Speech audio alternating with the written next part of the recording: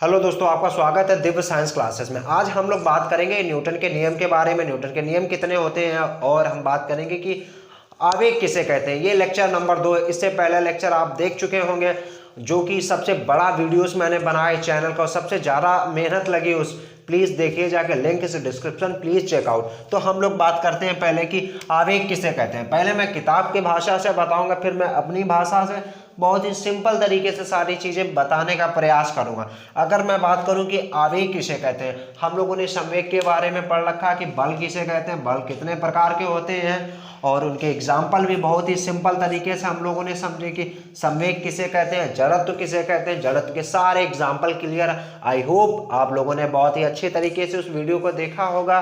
तो हम लोग बात करते हैं उससे ही आगे वाले वीडियोस में मैंने बता रखा था कि आवेग के बारे में नेक्स्ट स्लाइड में बात करेंगे। तो आवेग का टाइम आ चुका। मैं आवेग के बारे में आप लोगों को बताने जा रहा हूं कि आवेग को पहले मैं किताब के तरीके से बताऊंगा, फिर मैं अपनी भाषा में सिंपल तरीके से बताऊंगा। अगर मैं बात करूं किसी वस्तु पर आरोपित बल, एक कोई वस्तु, उस पर आरोपित बल एवं वह समय अंतराल जिसमें वह बल वस्तु की क्रिया कर रहा है तथा गुणनफल को ही आवेग कहते हैं। अगर मैं सिंपल तरीके से बात करूं, अगर किसी वस्तु पे मुझे फोर्स लगाना, अगर कम समय में मैं फोर्स लगाऊंगा तो उसमें ज़्यादा फोर्स लगेगा, उसे हम आवेग कहते हैं। जैसे कि बात करूं मैं एग्जाम्पल की कुल्हाड़ी, अगर मैं कुल्हाड़ी को किसी लकड़ी में अगर कम समय में ज़्यादा स्पीड में मारूंगा तो ज़्यादा फोर्स लगेगा, अगर मैं उसको स्लो करूंगा तो फोर्स कम लगेगा। इसलिए आवेग, ये आवेग के कारण होता। अगर आई होप आप लोगों ने बहुत ही सिंपल तरीके से समझाओ।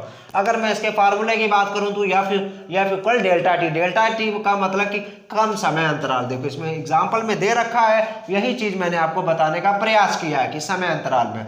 और न्यूटन इंटू, अगर फोर्स की बात करोगे क्या होता है मात्रक, मैंने नेक्स्ट वीडियो में बता रखा है इसकी यूनिट के बारे में कि, और एक न्यूटन बराबर कितने डाइन होता है, सब कुछ मैंने बहुत ही सिंपल तरीके से। अगर मैं बात करूं फोर्स की, तो फोर्स को कैसे प्रदर्शित करते हैं, न्यूटन से। अगर मैं बात करूं समय की, समय को क्या लिए, सेकंड, तो 7 × सेकंड।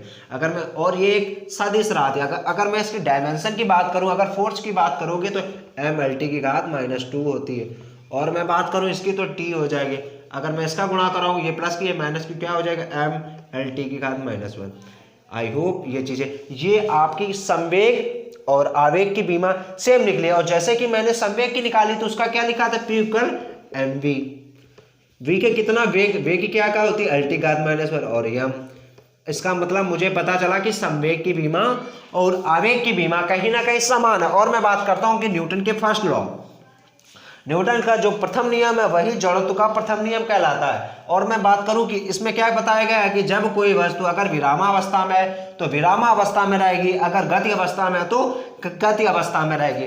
जब तक कि उस पर कोई बाह्य बल नहीं लगाया जाएगा तब तक वह नहीं बदलेगी। आई होप ये चीज़ें आपको बहुत अच्छे तरीके से क्लियर हो गई होंगी। मतलब कि जो ही भी मैंने जड़त्व के नियम में बताया गया है और इसमें बताया गया, और कहीं ना कहीं इसे जड़त्व का प्रथम नियम बोला जाता है, या जड़त्व का नियम और न्यूटन का प्रथम नियम भी बोला जाता है। आई होप ये चीज़ें क्लियर हो चुकी होंगी।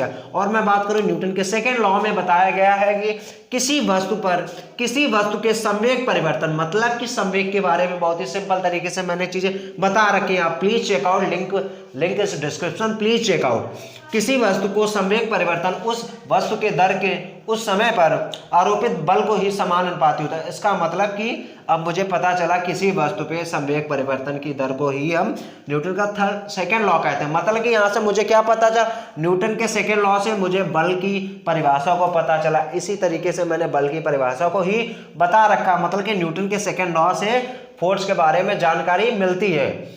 और अगर इसके मैं फार्मूला की बात करूं तो F = ma हो जाता। और मैं इसकी मात्रा की, अगर मैं जितने भी अगर बात करूंगी, इसका क्या हो जाएगा, द्रव्यमान, और इसका क्या हो जाएगा, मीटर प्रति सेकेंड स्क्वायर।